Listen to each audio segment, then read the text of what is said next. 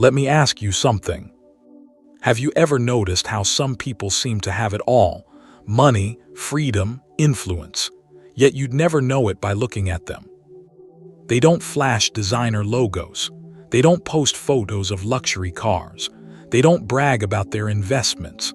They move through the world quietly, almost invisibly. And then there's the other type. The ones who look rich. The ones who spend every dollar they have and every dollar they don't trying to appear successful. The leased BMW, the rented penthouse, the designer watch that cost 3 months of their salary. Here's the question you need to ask yourself. Who is actually winning? Today, we're going to uncover one of the most misunderstood strategies in the history of power and wealth, a secret Niccolò Machiavelli understood 5 centuries ago. A strategy so counterintuitive that most people get it completely backwards. By the end of this episode, you'll understand exactly why looking poor while getting rich might be the smartest financial move you never considered, and why most people who try this strategy fail, because they don't understand the real game that's being played. Let's begin. The Machiavellian Foundation. To understand this strategy, we need to go back to Renaissance Florence. Niccolò Machiavelli was a diplomat, philosopher, and one of the most brutally honest observers of human nature who ever lived. He watched rulers rise and fall. He saw how some held power for decades, while others crumbled within months. And he noticed something disturbing. It wasn't always the most capable who succeeded. It wasn't always the most virtuous. It wasn't even always the richest. What mattered more than anything else, more than intelligence, more than hard work, more than actual wealth, was perception. Machiavelli wrote something in The Prince that should chill you to the bone. The great majority of mankind are satisfied with appearances, as though they were realities, and are often more influenced by the things that seem than by those that are. Let that sink in. People are satisfied with appearances, as though they were realities. Most people don't evaluate what's actually there. They evaluate what they think is there. They judge based on surface-level signals, clothes, cars, confidence, the way you carry yourself. And here's where it gets dangerous.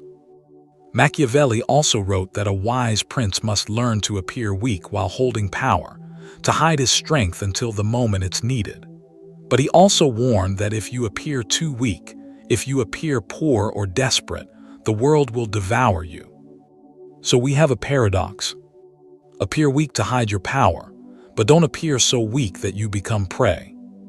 How do you thread that needle?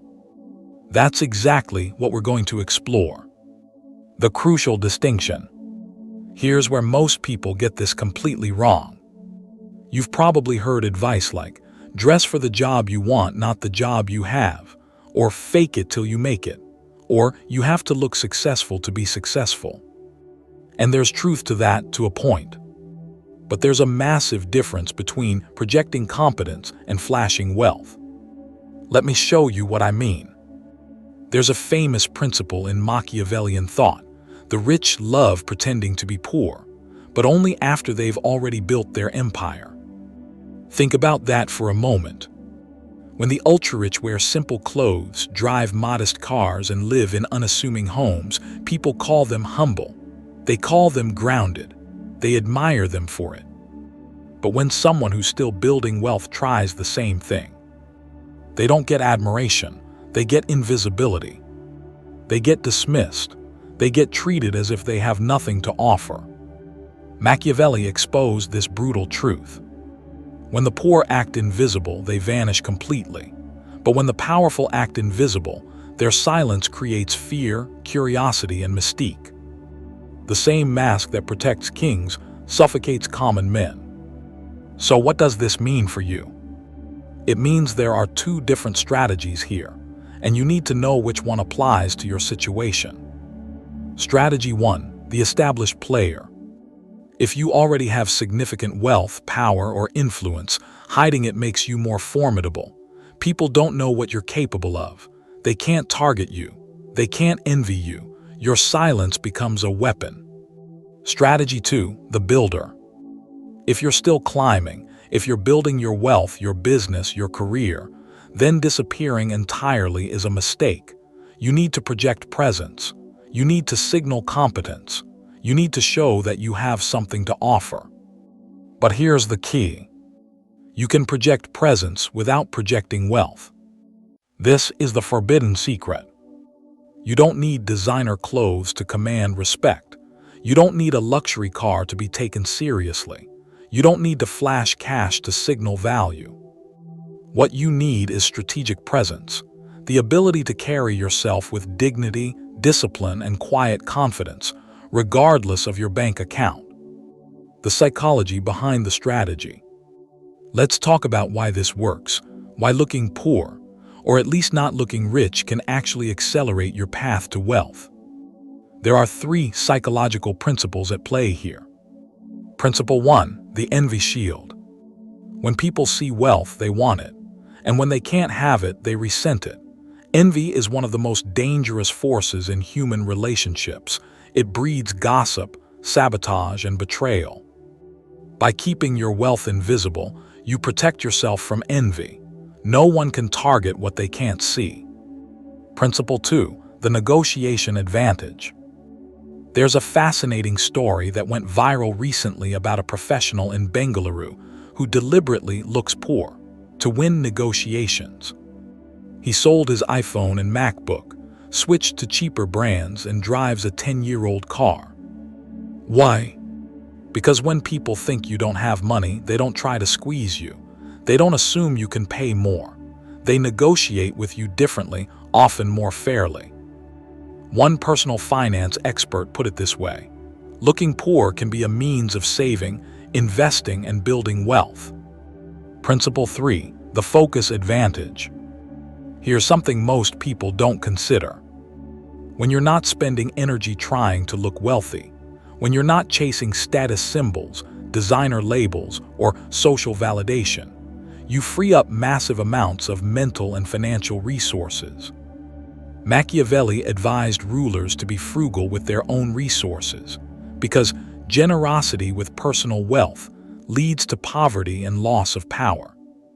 Every dollar you don't spend on appearances is a dollar you can invest. Every hour you don't waste on status games is an hour you can spend building something real. But here's the warning, and this is critical. The warning, the trap of invisibility. Looking poor is a strategy, not an identity. And strategies have conditions. If you're still building your career, your business, or your influence, you cannot afford to become invisible. Machiavelli warned that if you look poor, you are treated as invisible, and if you look weak, you are treated as prey. The world does not reward invisibility, it rewards leverage. So how do you walk this line? How do you look not rich without looking poor? Here's the answer. You project competence, not consumption. You dress neatly, not expensively. You speak clearly, not arrogantly. You carry yourself with posture and presence, not with insecurity and desperation. You signal that you are capable, not that you are wealthy. This is what Machiavelli meant when he said a prince must appear virtuous without necessarily being virtuous. It's not about deception, it's about strategic presentation. Let me give you a concrete example. Think about the difference between Person A wears a cheap wrinkled suit, slouches, mumbles, avoids eye contact, checks their phone constantly. Person B wears a clean, well-fitting but affordable outfit, stands tall, speaks with clarity and purpose, makes steady eye contact, is fully present. Neither is flashing wealth, but one projects competence and the other projects incompetence. The goal isn't to look rich. The goal is to look valuable, to signal that you have something to offer, that you can be trusted, that you are worth paying attention to. So how do you actually apply this? Here's your action framework. 5 steps to implement the quiet strategy starting today. Step 1, audit your signals. Look at what you're projecting right now. Your clothes, your car, your social media, your workspace, your language. Are these signals communicating wealth or competence? If you're spending money to look wealthy, stop. Redirect that money into investments, skills, or experiences that actually build your future. Step 2. Cultivate strategic presence. Invest in the things that signal competence without signaling wealth. Posture and body language. Clear, confident speech. Deep knowledge in your field. The ability to listen and ask powerful questions. Reliability and follow-through. These cost nothing but are worth everything. Step 3. Hide your wealth, not your ambition. Don't talk about how much money you're making. Don't post about your investments. Don't flash your success. But do talk about your goals. Do share your vision. Do let people know you're building something. Ambition attracts opportunity. Wealth attracts envy. Step 4. Master the art of strategic frugality.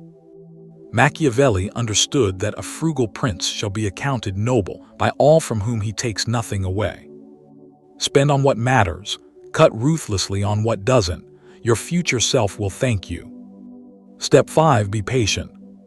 This is a quiet strategy. It doesn't produce instant gratification. You won't get likes, applause, or social validation. But you'll get something far more valuable: actual wealth. Machiavelli once wrote, "The crowd doesn't see your intentions. It doesn't feel your struggle.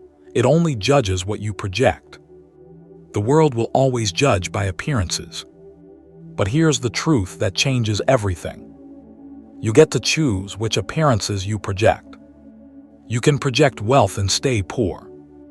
Or you can project competence, build in silence, and watch your wealth grow while the world underestimates you. The poor seek applause. The powerful seek invisibility. Which one are you? This is Mind Goals. Stay quiet, stay focused, and stay building.